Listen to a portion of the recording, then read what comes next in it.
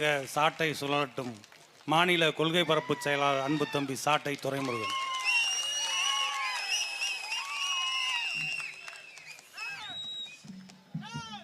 ஒட்டுமொத்த தமிழ்நாட்டையும் உரைய வைத்த திருப்புவனம் மடப்புறத்தை சார்ந்த தம்பி அஜித்குமார் அவர்களுடைய மரணத்திற்கு சரியான நீதி விசாரணை வேண்டியும் காவல் நிலைய படுகொலைகளை கண்டித்தும் நடைபெற்றுக் கொண்டிருக்கிற இந்த கண்டன ஆர்ப்பாட்டத்தை ஒருங்கிணைத்து நடத்துகிற நாம் தமிழ் கட்சியின் உறவுகளுக்கும், இந்த திருப்புவன மண்ணில் மானத்தோடும் அறிவோடும் வீரத்தோடும் வாழ்ந்து வருகிற தமிழ்ச்சாதியின் சொந்தங்களுக்கும், பிரபாகரனின் பிள்ளை சீமானின் தம்பியின் புரட்சிகரமான மாலை வணக்கம்.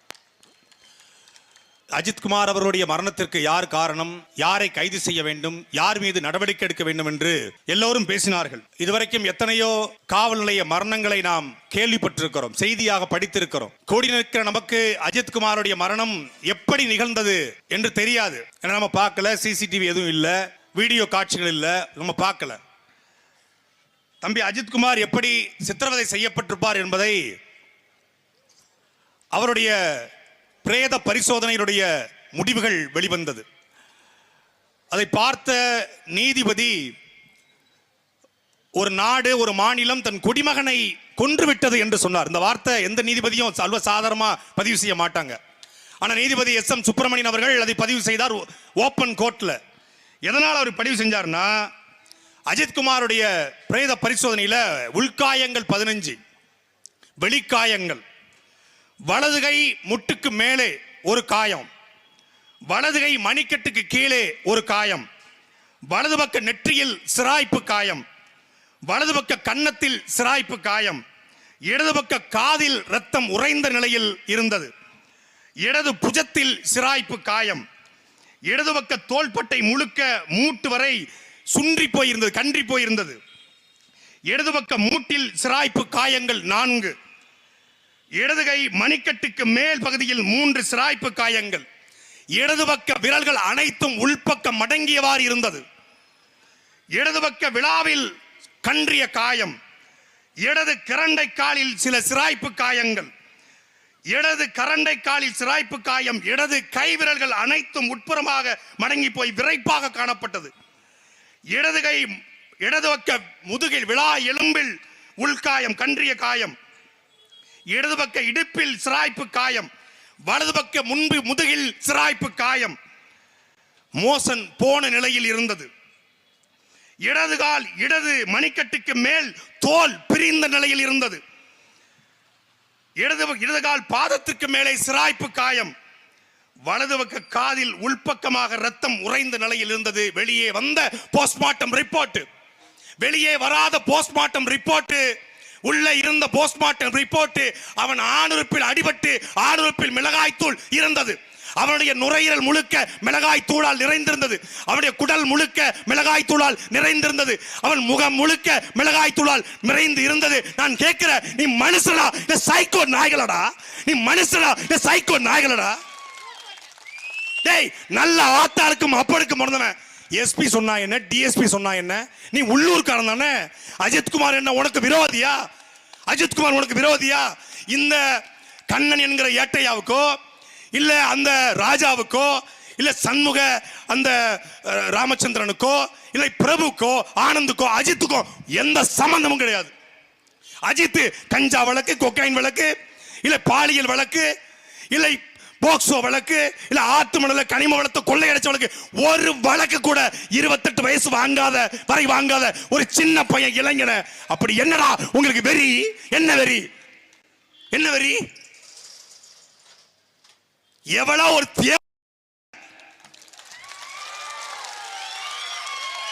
நிக்கித்தான் ஒருத்தி, எவ்வளோ ஒருத்தி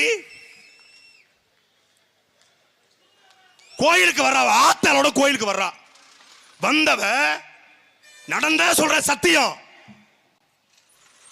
கோயிலுக்கு வர்றா 11 மணிக்கு 27ஆம் தேதி.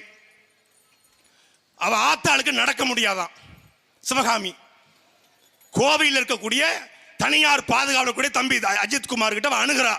அவ ஆத்தாள உள்ள கூட்டு போனோம் வீல் சேர்ல வச்சு. இவன் 6000 ரூபாய் சம்பளத்துக்கு வேலை பார்க்கிற பையன் வீல் சேர்ல வச்சு கோயிலுக்குள்ள கூட்டு போறான். கூட்டு போயிட்டு வெளியே வர்றான். வெளியே வந்த உடனே எவ்வளவு மீன் கேட்கறா? 500 ரூபா கொடுங்க காட்டுறான். ஏய், நான் யார் தெரியுமா? என்கிட்ட போய் 500 ரூபா கொடுக்க கேட்குற? எனக்கு யாரெல்லாம் தெரியும் தெரியுமா? ஏக்கா கஷ்டப்பட்டு 1 மணி நேரம் நான் கூட்டு போயிருக்கிறேன். நாங்கள் 4-5 பேர் இருக்கிறோம் பசங்க. ஒரு 500 ரூபா கொடுக்குறதா? ஏய் என்கிட்ட திமிரா பேசுறியா? உன்னை என்ன பண்ணுறேன் பாரு அப்படின்னு பேசியிருக்கா. நீ யாரா வேணாலும் இருங்க, 500 ரூபா கொடுங்க அப்படின்னு வாக்குவாதம் பண்ணியிருக்கான். அது நார்மலாக நடக்கிறதான். ஒரு 500 ரூபாய் கொடுத்துட்றா. 500 ரூபா வாங்கிட்டலாடா, உன்னை என்ன பண்ணுற பாடுறா அடிக்கிறா. நேராக திருப்போணம் காவல் நிலையத்துக்கு வர்றா. வாய்மொழியா கம்ப்ளைண்ட். டேய் இந்த ஆட்சியில் என் மீதும் என் தம்பி இடுமானம் கார்த்திக் மீதும் எங்க சீமான் மீதும் சமூக வலைதளங்களில் எழுதப்பட்ட கேவலமான கருத்துக்களுக்கு திருச்சி, மதுரை, டிஜிபி, டிஐஜின்னு எத்தனை கம்ப்ளைண்ட் எழுதியிருப்போம். ஒரு விசாரணை இல்லை. வாய் மொழியா சொல்றாங்க, வாய் மொழியா சொல்லிட்டு போயிடுறாங்க. நேரம் எங்க இருந்து போன் வருது? இந்த நிக்கிதா டெல்லியில் இருக்கக்கூடிய ஒரு ஐஏஎஸ் அடைக்கிறா. டெல்லியில் இருக்கிற ஐஏஎஸ் நேர தலைமைச் செயலகத்துக்கு இன்னொரு ஐஏஎஸ் அடிக்கிறான். அந்த ஐஏஎஸ் நேரா எங்க தலைமை காவலர் தலைவருக்கு அடிக்கிறாங்க. அந்த தலைமை காவல்துறை அதிகாரியிலிருந்து நேரா திருப்போணம் டிஎஸ்பிக்கு வருது. எஸ்பிக்கு வரல, டிஎஸ்பிக்கு டைரக்டா வருது போனு. இப்போ ஸ்டாலின் நேரா கூப்பிட்டு பெரிய கருப்பன்ட்ட சொல்லாம இந்த ஊர்ல இருக்கிற கிளை செயலாட்ட கூப்பிட்டு, எப்பா இந்த மாதிரி உங்க ஊருக்கு நான் வர்றேன், நேரம் ஒரு 1000 கொடியை கட்டினா அவன் தாலியை வைத்து கூட கொடியை கட்டுவான்ல. அதே மாதிரில எவன் வீட்டு தாலியை அறுத்தாது கட்டுவான். அதே மாதிரி இந்த டிஎஸ்பிய உயரதிகாரியே பேசிட்டார அனுப்புடா. அவர் என்ன சொல்லிக்காரு? எப்பா மடப்புறம் பத்திரகாளியம்மன் கோயில்ல அஜித்னு ஒரு பையன் வேலை பார்க்குறான். அவன் வந்து 9 நகையை எடுத்துருக்கிறான். ரெக்கவரி பண்ணுங்கப்பா. இது அவ்வளோதான், 20 செகண்ட் தான் காலு. ரெக்கவரி பண்ணுங்கப்பா. ரெக்கவரி எப்படி பண்றது? நேரா ஸ்பெஷல் டீம் வருது. மானாமதுரை டிஎஸ்பி சண்முக சுந்தரம் தலைமையிலான ஸ்பெஷல் டீம், அங்கீகரிக்கப்படாத அன்அபிஷியல் ஸ்பெஷல் டீம் வருது. அதுல பொதுவாக ஒரு ஸ்பெஷல் டீமுக்கு ஒரு இன்ஸ்பெக்டர் இருக்கணும், ஒரு எஸ்ஐ இருக்கணும், ஒரு எஸ்எஸ்ஐ இருக்கணும், அப்புறம் ஏட்டு இருக்கணும், ஒரு காவலர் இருக்கணும். ஆனா மொத்த பேரும் போலீஸ். அதில் ஒருத்த மட்டும் ஏட்டு, கண்ணை மட்டும் ஏட்டு. கண்ணன் தலைமையத்து வாரான். 5 பேர் உள்ள இருக்கானுங்க. ராமச்சந்திரங்கிற ஒரு காவலர் வண்டியை ஓட்டுறான். நேரா வந்து எங்க பண்றான்? மடப்புறம் மடப்புறம் கோவில் இருக்கக்கூடிய அந்த அறநிலைத்துறை HRNC அதிகாரி கிட்ட இந்த மாதிரி அஜித்குமார் ஒரு பையன் வேலை பார்க்குறான்னா அவங்க கூட்டுவாங்க, ஸ்டேஷனுக்கு கூட்டுவாங்க. ஸ்டேஷனுக்கு கொண்டு வராங்க. ஸ்டேஷன்ல வந்து நேராக இந்த தனிப்படையில் ஒப்புறாங்க. 27ஆம் தேதி மாலை 7 மணிக்கு ஒப்படைக்கப்படுறான். 27ஆம் தேதி மாலையிலிருந்து நேரா கால்நடை மருத்துவமனை பக்கத்தில் வச்சு அங்க வச்சு அடிக்கிறானுங்க. அப்புறம் கம்மா பக்கத்தை வச்சு அடிக்கிறானுங்க. அப்புறம் ஒரு ஆதி திராவிடருடைய ஹாஸ்டல் அங்க வச்சு அடிக்கிறானுங்க. தொடர்ச்சி அடிக்கிறானுங்க. அவன் மட்டும் இல்ல, அவன் தம்பி நவீன்குமார் கூட ஒரு 3 பேர் 5 பேரை சேர்த்து வச்சு அடிக்கிறான். அடிச்சுட்டே இருக்கிறான். வழி தாங்கல. ஒரு நாள் இரவு முழுக்க தண்ணீர் கொடுக்காம உணவு கொடுக்காம அடித்து கொண்டிருக்காம. வழி தாங்க முடியல. எல்லாமே ஆள் நடமாட்டம் இல்லாத பகுதியா இருக்கு. கோவிலுக்கு போனா HRNC அதிகாரிகள் இருப்பாங்க, பக்தர்கள் இருப்பாங்க, பூசாரிமார்கள் இருப்பாங்க. நம்மளை பார்த்து காப்பாத்திடுவாங்க. பத்திரகாளி நம்மளை காப்பாத்திடுவா அப்படின்னு எப்படியாவது சொந்தக்காரன் இருப்பான்டா, எவனாவது ஒருத்தன் பாத்துருவான்டா அப்படின்னு. ஐயா நான் தான் நகை எடுத்தேன், கோயிலுக்கு கூட்டு போங்கயா, நான் காட்டிடுறேன்யா அப்படின்னு இருக்கான். வாடா இப்ப வழிக்கு வந்தியா வாடா. போலீஸ்காரன் எப்படி பேசுவான்? வாயை திறந்தாலே தேனா மூணா திராவிடம்லாம் வாயில வரும். பேசியிருக்கான், கிட்ட கட்ட வார்த்தையில பேசுறான். கூட்டு போறான். நேரா மடப்புறத்துல வச்சு திருப்பி ஆரம்பிக்கிறாங்க. எங்கடா வச்சிருக்க நகைய? ஐயா நான் தெரியாம சொல்லிட்டேங்க, யாராவது காப்பாத்துவாங்கன்னு சொன்ன நகையை நான் எடுக்கலன்றான். திருப்பி தான் அந்த மடப்புறம் பத்திரகாளி அம்மன் வேண்டியதையெல்லாம் தருவாள் என்று சொல்லுகிற, கேட்டதையெல்லாம் தருவாள் என்று சொல்லுகிற அந்த பத்திரகாளியுடைய பின்னாடி வச்சு அவனை எவ்வளவு ஒருத்தன் வந்து 2 பேர் படுக்க போட்டு 2 பேர் தடிமாட்டு பயலுக காலில் ஏறி நின்றுருக்கான். ஒருத்தன் தலையில ஏறி மிதிச்சிருக்காங்க. அதனால காலில் ரத்தங்க. தலையில ஏறி மிதிச்சிருக்கான். ஆணுறுப்பு வெதர்ல எட்டி மிதிச்சிருக்கிறான். செதஞ்சிட்டான்.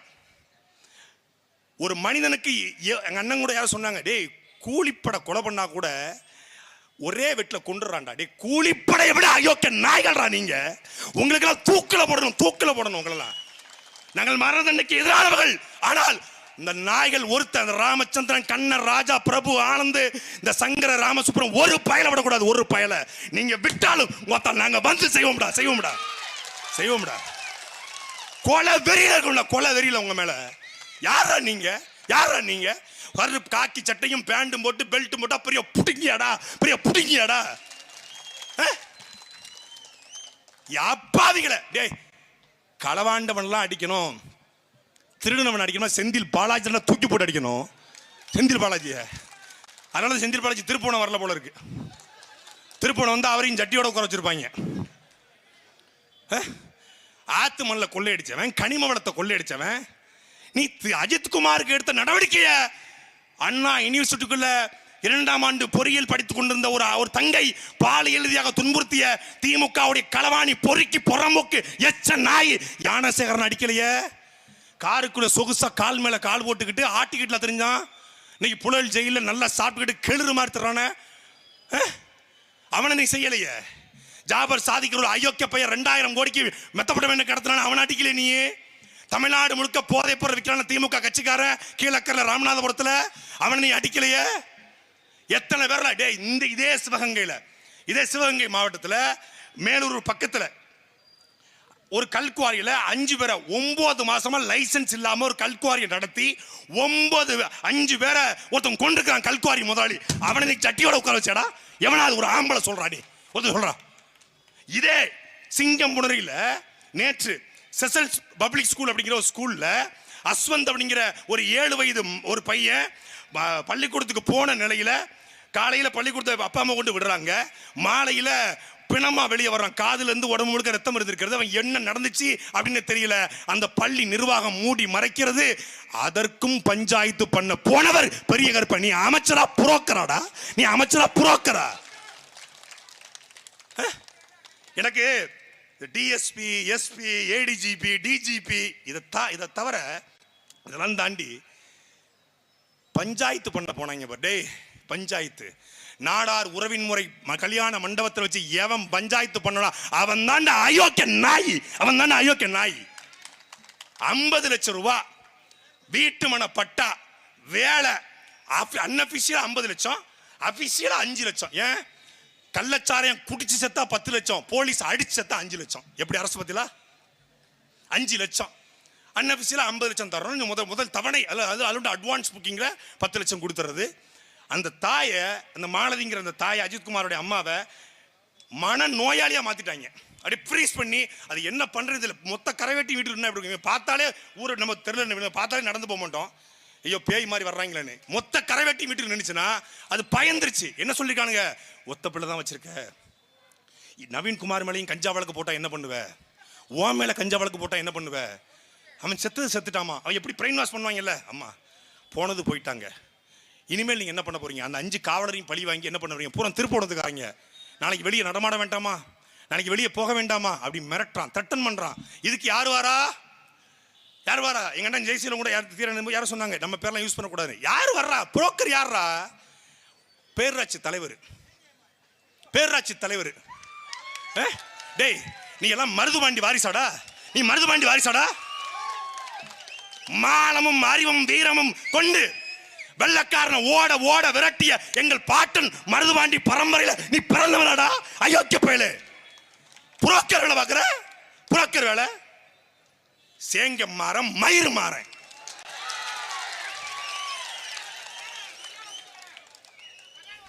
பூரா டேய் திமுகல நான் கேட்கறேன், எங்க அண்ணன் தம்பிட்டு கேட்கறேன், என் சொந்தக்காரன் கேட்கறேன். திமுகல ஒருத்தர் கூட வாங்க மனசாட்சி இல்ல? ஒருத்தர் கூடவா? முதலமைச்சர் ஸ்டாலின் இந்த கண்ணனையும் ராஜாவையும் இந்த சங்கர மணிகண்டனையும் இந்த பிரபுவையும் ஆனந்தையும் போய் அஜித்குமார் அடிக்க சொல்லலை. நாங்கள் ஏற்றுக்கிறோம். அடி சொல்லலை, ஏற்றுக்கிறோம். அவர் போய் இப்படி கொல்லுங்கப்பான்னு சொல்லலை. ஆனால் தன்னுடைய கட்டுப்பாட்டு வரக்கூடிய ஒரு துறை, தன்னுடைய கட்டுப்பாட்டு வரக்கூடிய துறை, அதில் ஒருத்தன் இறந்து போயிருக்கிறான். தொடர்ச்சியான மரணங்கள். சாத்தான் ஆட்சி, அதுக்கு சாத்தான் குலமே சாட்சி என்று பேசிய திமுக உங்க ஆட்சியில் துள்ள துடுக்கி இறந்து போயிருக்கிறான். சிசிடிவி ஃபுட்டேஜை மறைக்க பார்த்துருக்கீங்க. எஃப்ஐஆர் ஃபேக் எஃப்ஐஆர் எல்லாம் நடந்துருச்சு. சரி, செந்தில் பாலாஜிக்கு ரைடு வந்தோடனே பதறி போய் டெல்லிக்கு போன முதலமைச்சர், ஈடி ரைடு வந்தோடனே மகனை கைது பண்ண கூடாதுன்னு எப்போதும் புறக்கணித்த நிதி ஆயோக்கை இந்த முறை புறக்கணிக்காத டெல்லிக்கு போய் மோடியுடைய காலை பிடிச்சு தொங்கிய முதலமைச்சர். பீகாருக்கு 500 கோடியை தூக்கி கொடுத்து காம்ப்ரமைஸ் பேசி ஈடி ரைட நீர்த்து போக செய்த முதலமைச்சர். ஜெகத் ரட்சகன் வீட்டு ரைடா, ஏவாவேலி வீட்டுல ரைடா, பொன்முடி வீட்டு ரைடா, KN நேரு வீட்டுல ரைடா, உடனடியாக டெல்லிக்கு பறக்கிற திமுக கூட்டம். லாக்டவுன் காலகட்டம், ஊரடங்கு காலகட்டம், யாரும் சென்னையிலிருந்து திருநெல்வேலிக்கோ திருநெல்வேலியிலிருந்து சென்னைக்கோ போக முடியாது. லாக்டவுனை தளர்த்தி கொண்டு ஊரடங்கை தளர்த்தி கொண்டு மரியாதைக்குரிய உதயநிதி ஸ்டாலினுடைய ரசிகர் மன்ற தலைவர், பள்ளிக்கல்வித்துறை அமைச்சர் அன்பில் மகேஷ் பொய்யாமொழியும், விளையாட்டுத்துறை அமைச்சர் துணை முதலமைச்சர் உதயநிதி ஸ்டாலின் ஏறிக்கிட்டு போனீங்களா சாத்தாங்குளத்துக்கு? இப்ப எங்கடா புடுங்க போயிட்டீங்க? எங்கடா போயிட்டீங்க? ஒரு நடிகன், எனக்கு எங்களுக்கு அரசியல் விமர்சனம் இருக்கு. ஒரு நடிகன் எப்படியோ வந்துட்டு பார்த்துட்டு போறாருல்ல விஜய், எங்க அண்ணன் வருவாரு, பெரும் படையை திரட்டி கொண்டு வருகிறார். சீமான் ஏன் வரலன்னு கேட்டான்ல, சீமான் வராமலேயே இவ்வளவு பெரிய கூட்டம், சீமான் வந்தா தாங்குமாடா? கொலை வெறிய இருக்காரா உங்க மேல? கொலை வெறியில எங்க போனீங்க நீங்க? பெரிய கருப்பன், அமைச்சர் மாவட்ட ஆட்சியர் பொற்கொடி, மானாமதுரை சட்டமன்ற உறுப்பினர் தமிழரசி, பொற்கொடி நிக்குது, தமிழரசி நிக்கிறாங்க, பெரிய கருப்பன் நிக்கிறார். இங்க எதுக்கு ஹரிநாடர் நிக்கிறாரு? நீதான் சாதியத்தனாச்சே, சமூக நீதி கட்சியாச்சே, சாதியை ஒழிக்க வந்தவங்களாச்சே. சாதியை ஒழிக்க வந்த நீ கரிக்கோல் ராஜ்யம் ஹரிநாடாரையும் இந்த இள வீட்டுக்கு ஏன்டா கூட்டு வந்த? ஏன் கூட்டு வந்த? இதான் சாதி அரசியல். நாடார்ல செத்தா நாடார் சாதி, தலித்துல செத்தா திருமாவளவனை கூப்பிடு, முக்குளத்துல செத்தா திருமாறன் ஸ்ரீதர் வாண்டியாரு ஜெயராமனை கூப்பிடு, ரெட்டிமார் நாய்க்குமார் செத்து போயிட்டானா KN நேருவையும் வைகோவையும் கூப்பிடு. பிணத்தை வச்சு அரசியல் பண்ற புரோக்கர்களா? புரோக்கர்களா? சாதி அரசியல் பண்ற புரோக்கர்களா? இவரை கூட்டு வந்து காம்ப்ரமைஸ் காம்ப்ரமைஸ் அவங்களும் நிக்கிறாங்க. நாங்கள் செத்தவனை நாடார் என்றோ செத்தவனை தேவர் என்றோ கோனார் என்றோ செட்டி என்ற முதலின் பார்க்கல, செத்தவன் தமிழன், இந்த இனத்தின் மகன் என்று நாங்கள் பார்க்கிறோம். அதனால எங்களுக்கு துடிக்குது, எங்களுக்கு வலிக்குது. இதுக்குள்ள கொண்டது என்ன சாதி? ஏட்டில் எத்தனை சாதி இருக்கு? டிஎஸ்பி என்ன ஆளுக்க? எஸ்பி யாரு? தேவமாரா? ஆப்நாட்டு மரவரா? எஸ்பி யாரு? லதா? என்னடா இது ஒரு கேடுகட்ட கேவலப்பட்ட அரசியல். இதுல இது இந்த சாதி சேர்ந்து இந்த சாதியை கொண்டுருச்சு, இந்த சாதி, இதெல்லாம் ஒரு அரசியலாங்க? காவல்துறைக்கு சாதியே கிடையாது. அவன் அடிமை சாதி, அவன் அடிமை சாதி. அவன் யாரா இருந்தாலும் வெட்டுவான். மதுரையில 2003ஆம் ஆண்டு இவர் இருந்தா நான் அரசியல் பண்ண முடியாதுப்பா. எப்போ நைட்டு 12 மணிக்கு போதையை போட்டு ஒருத்தர் சொல்றாரு, கீழே கூடிய தன்னுடைய ஆட்கள்கிட்ட போதையை போட்டு ஒருத்தர் சொல்றாரு, இவர் இருக்க தண்டி நம்ம மதுரைக்குள்ள அரசியல் பண்ண முடியாதுப்பா. நேரா போறாங்க. காலையில 4:30 மணிக்கு வாக்கிங் வரும்போது திமுக இருந்த மானத்தமிழ எங்க ஐயா தா கிருஷ்ணனை வெட்டி கொள்றாங்க. உத்தரவு போட்டது யாரு? யாரோ ஒருத்தன். வெட்டது யாரு? எவனோ ஒருத்தன். வெட்டின பூரா ஜெயிலுக்கு போனான். அப்புறம் சாட்சியில திரும்பி வந்துட்டான். எப்படி அவன் உத்தரவு போட்டு இவன் இருக்கிறவரை நான் அரசியல் பண்ண முடியாதுன்னு சொல்லி தாக்கிருஷ்ணனை வெட்டி கொன்னாங்களோ, அப்படித்தான் இந்த அஜித்குமார் என்னை அவமானப்படுத்திட்டான், ஏதாவது பண்ணுன்னு ஒரு சொன்னதுக்காக ஒட்டுமொத்த போலீஸும் வேலை பார்த்திருக்கு. சாத்தான்குளத்துல ஸ்ரீதர் என்கிற ஒரு இன்ஸ்பெக்டருங்க, ரகு கணேசன் கொம்பன் என்கிற ஒரு எஸ்ஐங்க, இந்த 2 பேருடைய தனிப்பட்ட ஈகோ. ஜெயராஜோடைய பெண்டிக்ஸோடைய அப்பா ஜெயராஜ் கடை பக்கத்துல பேசிக்கிட்டு இருக்காரு. அப்போ போலீஸ் இன்ஸ்பெக்டர் இன்னொருத்தர் கூப்பிடுறாங்க, வாயான்னு கூப்பிடுறாரு. இவங்க கூப்பிட்டா நீ போகணுமா, போலீஸ்னா பெரியாளா அப்படின்னு ஜெயராஜ் பெண்டிக்ஸோட அப்பா ஜெயராஜ் ஒரு வார்த்தையை விட்டுறாரு. போலீஸ்னா பெரிய புடிங்கன்னு கேட்டுறாரு. உண்மையை கேட்டுறாப்புல. உடனே அங்க இருந்த ஒரு உளவுத்துறை அதிகாரி, இந்த மாதிரி ஜெயராஜ் உன்னை கேவலமா பேசிட்டாங்க உங்களை ஸ்ரீதர்கிட்ட சொல்றான். அவன் சைக்கோ, ஸ்ரீதர் ஒரு சைக்கோ. நேரா வந்தவன் ஜெயராஜை தூக்கி கார்ல உட்கார வைக்கிறாப்புல. ஜெயராஜ் பார்த்த உடனே பெனிக்ஸ் ஓடுறாப்புல. ஃபெனிக்ஸ் வந்து ஏதோ வந்து ஸ்டேஷனில் பேசிக்கின்றாங்க. ஃபெனிக்ஸோட கூட படித்து கல்லூரி வரை பயின்றவர், என்னுடைய சித்தி பொண்ணை கட்டி கொடுத்த என் மச்சான், பக்கத்திலிருந்து பார்த்து சொன்ன உண்மை. கூட்டு போறாங்க நேராக காவல் நிலையத்தில் போய் அட்வொகேட் எவனையும் உள்ள விடல, உள்ள கொண்டு போறாங்க. ஸ்ரீதர் வந்து நல்ல ஃபுல் போதையில் இருக்காப்புல வச்சு இரவு முழுக்க அடிக்கிறாங்க. அடிச்சு பின்னாடி மலக்குழாய் வழியாக கம்ப லத்தியை செலுத்தி தட்டான், அடிக்கிறான். ரத்தம் கொட்டுது அப்பனுக்கும் மகனுக்கும். காலையில கொண்டு போய் காவல் நிலைய அரசு மருத்துவமனையில் கொண்டு போய் எந்த செக்கப்பும் பண்ணாம சர்டிபிகேட்டை வாங்கி நேராக கொண்டு போய் கோயில்பட்டி கிளைச்சிறையில் போட்டுறான். அங்கேயாவது அடிச்சு 2 பேரையும் அரசு மருத்துவமனைக்கு கொண்டு போய் அதுக்கப்புறம் லாக்கப்ல போட்டு லாக்கப்புக்குள்ள வச்சு, அதாவது சிறையில வச்சு 2 பேருக்கும் மாரடைப்பு வந்து அதுக்கப்புறம் இறந்து போறாங்க. சிறையில வந்து மாரடைப்புனா அந்த உடல்நல குறைபாடு ஏற்பட்டு மாரடைப்பு. ஆனா இங்க ஜெயராஜ் ஃபெனிக்ஸ் இருந்த குறைந்தபட்ச கருணை கூட இங்க இல்ல. அங்க ஒரு ஸ்டேஷன் இன்ஸ்பெக்டருடைய ஈகோ, இங்க ஒரு சிஸ்டம். தலைமைச் செயலகம், காவல்துறை தலைவர், எஸ்பி, டிஎஸ்பி, தனிப்படை என்று ஒரு சிஸ்டம். அதெல்லாம் தாண்டி நான் மிக மோசமாக இந்த காவலர்களை விட, இந்த காவல்துறையை விட இங்கே கொடுமையாக நடந்து கொண்டு மிளகா பொடியை வாங்கி கொடுத்தவன், மிளகா பொடியை வாங்கி கொடுத்தவன் யார் தெரியுமில? மடப்புறம் கோவில்ல வேலை பார்த்த அறநிலைத்துறை அதிகாரிகள் அந்த மிளகா பொடியை வாங்கி கொடுத்தவன். தாகம்னு சொல்லியிருக்காங்க. தாகம் அடிச்சு களைஞ்சிட்டான். தாகம் இன்னைக்கு விக்னேஷ் என்கிற அவன் நண்பன் சொல்றான், அஜித்குமார் நண்பன். அவனுக்கு எதையாவது உண்மையை கொண்டு வர வைக்கணும்னு சொல்லி அவனுக்கு கஞ்சா கொடுத்தாங்க. அஜித்குமாரோடைய உடம்புல எனக்கு பக்கத்துல இருக்கும்போது கஞ்சா வாசம் வந்து, ஏய் இப்படியாடா ஒருத்தனை சித்திரவதை பண்ணுவீங்க? தாகம்னு தண்ணி கேட்டிருக்காங்க, மிளகா பொடியை தண்ணிக்குள்ள கரைச்சி கொடுத்துருக்காங்க. அதுலதான் அவன் திணறிட்டான். தண்ணி உடனே யூரின் ரத்தமா போய் இதாயிருது. அப்படியும் ஒரு ஆம்புலன்ஸை கூட்டி போயிருந்தா காப்பாத்திக்கலாம். ஒரு ஆட்டோல தூக்கி போட்டிருக்காங்க. ஆட்டோல தூக்கி போட்டு இதே திருப்போணத்தில் ஒரு தனியார் மருத்துவமனை கொண்டு வராங்க. அந்த தனியார் மருத்துவமனை பயந்து போய் சிகிச்சை அளிக்க மறுத்திருக்காங்க. திருப்பி திருப்போணம் அரசு மருத்துவமனை கொண்டு போய் அங்க உயிரிழந்த நிலையில அம்மாட்ட சொல்லல, தம்பி கிட்ட சொல்லல. அவங்க அம்மாவும் தம்பியும் திருப்போணத்துல விசாரணைக்கு போயிட்டு வந்துருவான்ற நம்பிக்கையோட வேலைக்கு போன பிள்ளை ஏதோ ஒரு சின்ன தப்புல தெரிஞ்சிச்சு போல இருக்கு, ஏதோ ஒன்று நடந்துருச்சு, போலீஸ் விசாரிச்சுட்டு விட்டுங்கிற நம்பிக்கையில உட்காந்துருக்கான். நீங்க போங்கம்மா, நாங்க பிள்ளைய அனுப்பிச்சு விட்டுறோம். நீங்க போங்கம்மா, நாங்க பிள்ளைய அனுப்பிச்சு விட்டுறோம். நீங்க போப்பா, நான் பிள்ளைய பையன் தம்பி அண்ணன் அனுப்பிச்சு. இப்படியே சொல்லி சொல்லி காலம் கடத்தி 24 மணி நேரம் கொடும் சித்திரவதைக்கு ஆளாக்கப்பட்டு அவன் எப்ப செத்தான், எங்க வச்சு செத்தான், எங்க கொண்டு போய் போட்டானுங்க எதுவும் தெரியல. இரவு 11 மணிக்கு மேலதான் உங்க பிள்ளை செத்து போயிட்டாங்கிற செய்தி அந்த தாய்க்கு வந்திருக்குன்னா இதை விட இந்த தமிழ்நாட்டில் ஒரு கொடுமை நடக்க முடியுமா? இது நீங்க எல்லாரும் எஸ்பியை கைது பண்ணிட்டா, டிஎஸ்பியை கைது பண்ணிட்டா, ஏடிஜிபி டிஜிபியை கைது பண்ணிட்டா, மாவட்ட ஆட்சியரை கைது பண்ணிட்டா பயிரமா? இந்த கொடுமையான ஆட்சிக்கு என்ன முடிவு? இதுக்கு யார் காரணம்? என்ன பதில் சொல்ல போறோம் நாம? இன்னைக்கு அந்த குடும்பத்தை நீ விலை கொடுத்து வாங்கிடலாம், வீட்டு மனை பட்டா கொடுத்து வேலை கொடுத்து அந்த குடும்பத்தை விலை கொடுத்து வாங்கிடலாம். ஆனால் நீதியை எந்த கொம்பனாலும் விலை கொடுத்து வாங்க முடியாது. நீதி ஒரு நாள் கிளர்ந்தெழுந்து வரும். ஏங்க, உத்தரப்பிரதேசத்துல லகான் அப்படின்னு ஒரு பெரியவர் 1977 ஒரு கொலை வழக்கில் அவரை கைது பண்றாங்க. ஒரு கொலை வழக்கு ஒருத்தன் செத்து போயிடுறான், 4 பேரை கைது பண்றாங்க. அதுல 4 பேர்ல 3 பேர் செத்து போறாங்க. 1977 கைது செய்யப்பட்டவர் இன்னைக்கு அவரோட வயது 104 வயசு. 44 வருஷம் போராடி 48 வருஷம் போராடி தன் குற்றமற்றவன் என்பதை நிரூபித்து 104 வயசுல விடுதலையாயிருக்கான். சஸ்பெக்ட் என்று கைது செய்யப்பட்ட ஒருத்தன் கொலையே செய்யலன்னு சொல்லி 44 வருஷம் கழிச்சு இந்தியாவுடைய சட்டம் அவனை விடுதலை செய்திருக்கிறது. அப்படித்தான் இந்த சிறைக்குள்ளே பல அஜித்குமார்கள் பிணமாக வாழ்ந்து கொண்டிருக்கிறான். அப்படித்தான் எங்க அண்ணன் பேரறிவாளனும் ராபர்ட் பயாசும் ஜெயக்குமாரும் சாந்தனும் முருகனும் தப்பே செய்யாம வாழ்ந்துகிட்டு இருந்தான். அன்னைக்கு அது பெரிய வழக்கு, நம்மள அடிச்சு கொண்டுட்டாங்க. இங்க அஜித்குமாரை நாங்க இருந்தனால இன்னைக்கு காப்பாத்தி கொண்டு வந்துட்டோம். அஜித்குமார் செத்துட்டான், நான் சாகல. இதே தனிப்படை எங்க அண்ணன் சொன்னாங்க எப்பனாலும் தூக்கும்னு. இதே தனிப்படை 3 முறை 4 முறை என்னை கைது செய்திருக்கிறது. எதுக்கு கைது பண்றாங்க, என்ன எஃப்ஐஆர், என்ன? ஐயா நீங்க ஏதோ பேசிட்டீங்க, என்ன பேசுன தெரியாது, எங்க எஃப்ஐஆர் போட்டுக்கு தெரியாது, எங்க கொண்டு போறான் தெரியாது.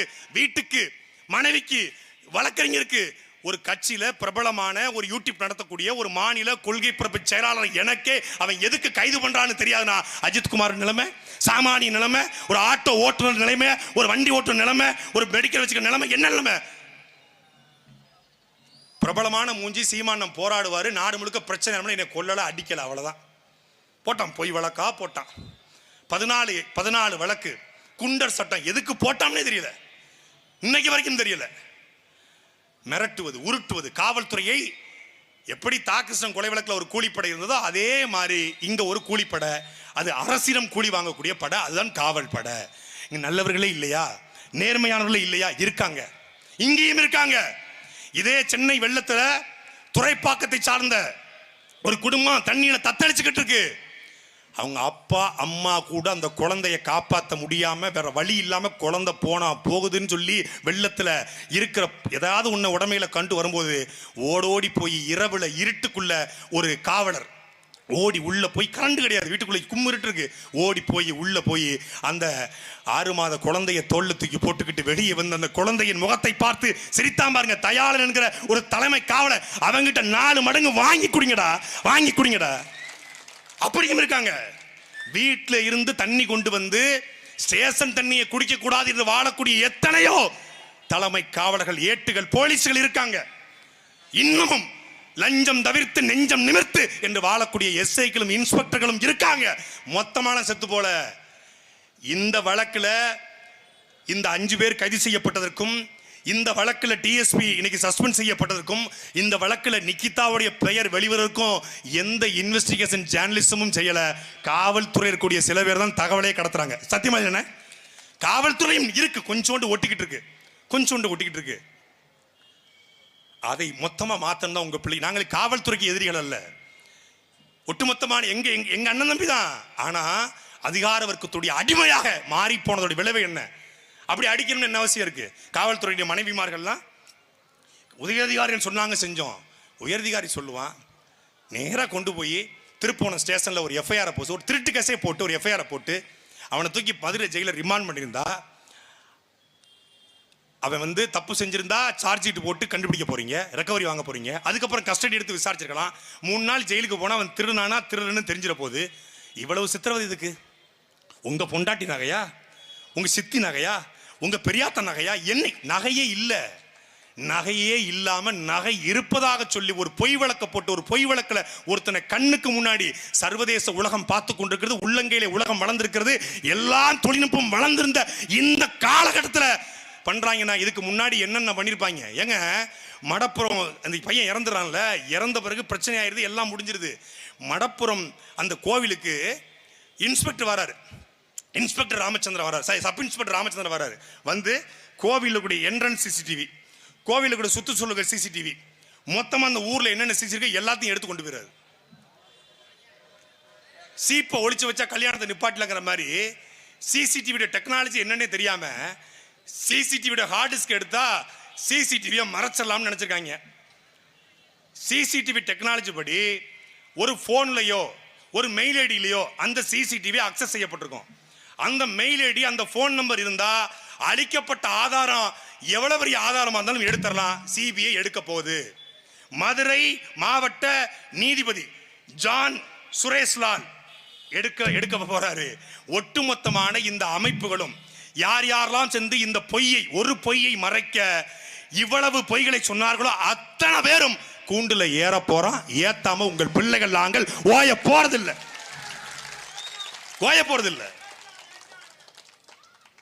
ஒரு சாத்தான்குளம் வழக்க வச்சுக்கிட்டு ஓட்டு பிச்சை எடுத்த திமுக இன்னைக்கு அதுக்கு சற்றும் குறைவில்லாத ஒரு மரணம் நிகழ்ந்திருக்கிறது. இந்த மரணத்தை வைத்துக் கொண்டு நாங்க ஓட்டு பிச்சை கேட்க வரல. எங்களுக்கு ஓட்டு போடுங்க, சீமான முதலமைச்சர் ஆக்குன்னு கேட்க வரல.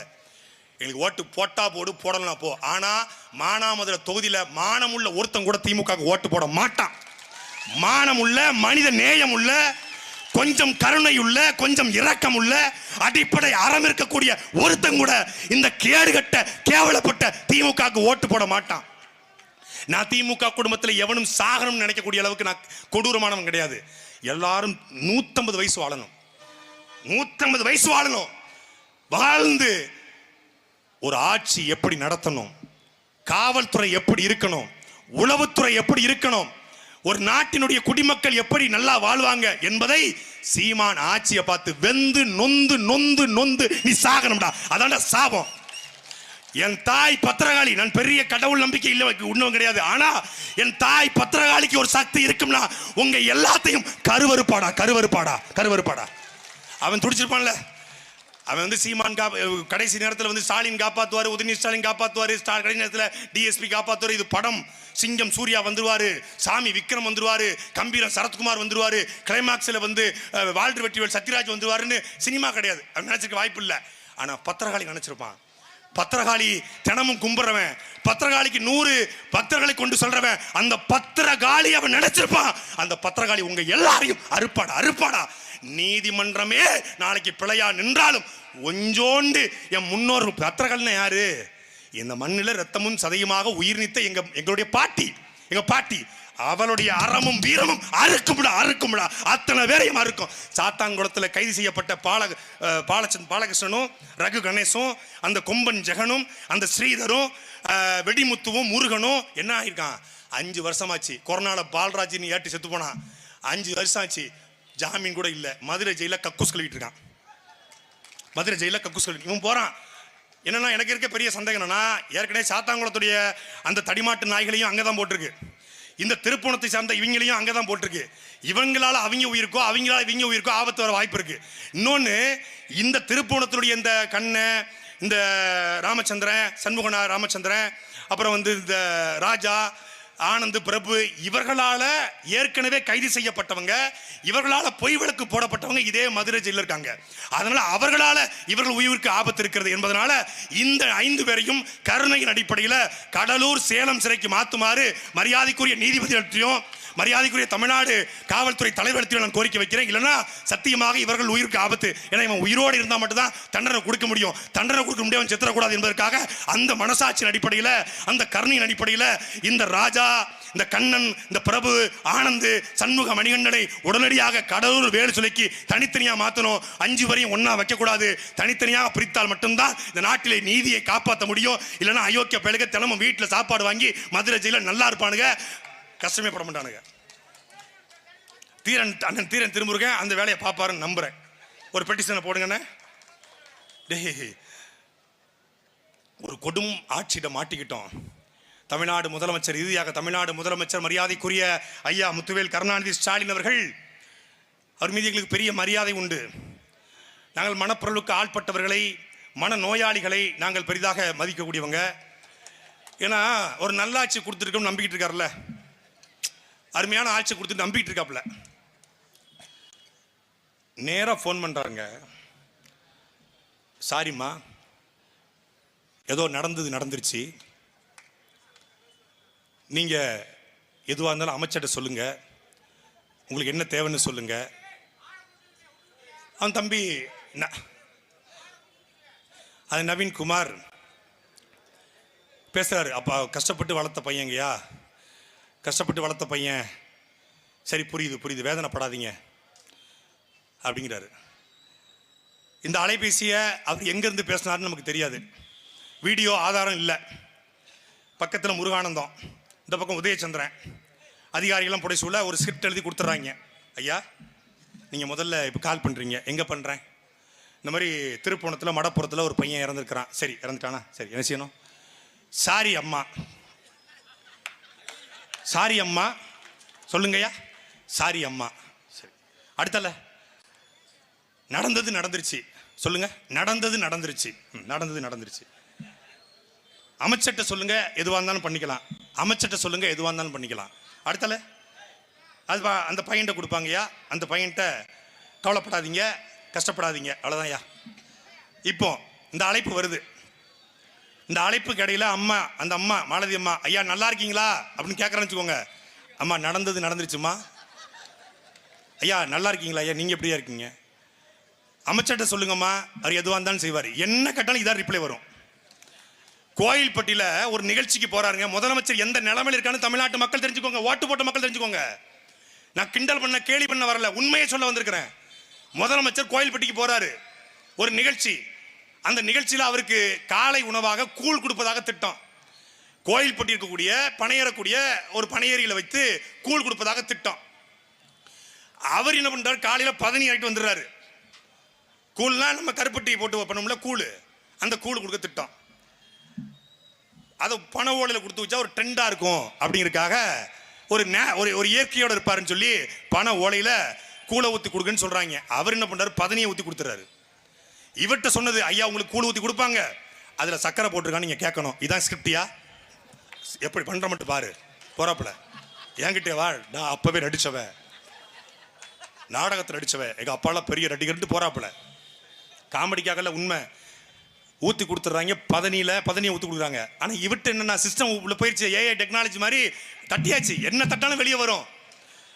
ஐயா கொடுத்த உடனே இதட்ட பார்த்துட்டு இதட்ட குடிக்கிறாரு, பிடிச்சிட்டு சக்கரை போட்டிருக்கா, 10 சக்கரை போட்டிருக்கான்னு எந்த மடப்பயலாவது கேட்பானா?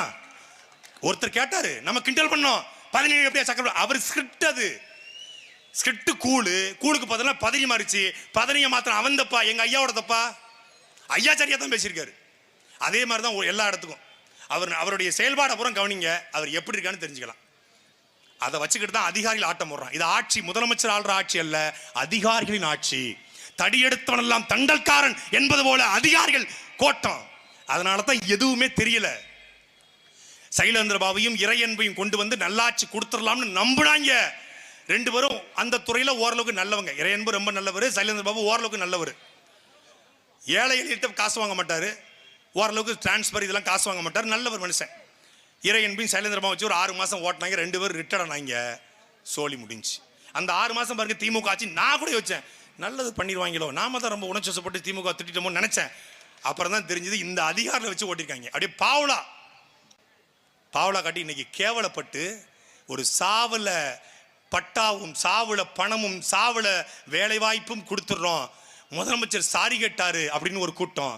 இன்னொரு பக்கம் உத்தரப்பிரதேசத்தில் எத்தனை மர்டர் தெரியுமா, குஜராத்தில் எவ்வளவு மர்டர் தெரியுமா, ஆந்திராவில் எவ்வளவு லாக்அப் தெரியுமான்னு இன்னொரு கூட்டம். டேய், நாங்கள் உத்தரப்பிரதேசத்துக்கோ குஜராத்துக்கோ ஆந்திராவுக்கோ ஓட்டு போலடா, தமிழ்நாடு முதலமைச்சர் ஸ்டாலினுக்கு தாண்டா ஓட்டு போட்டோம்.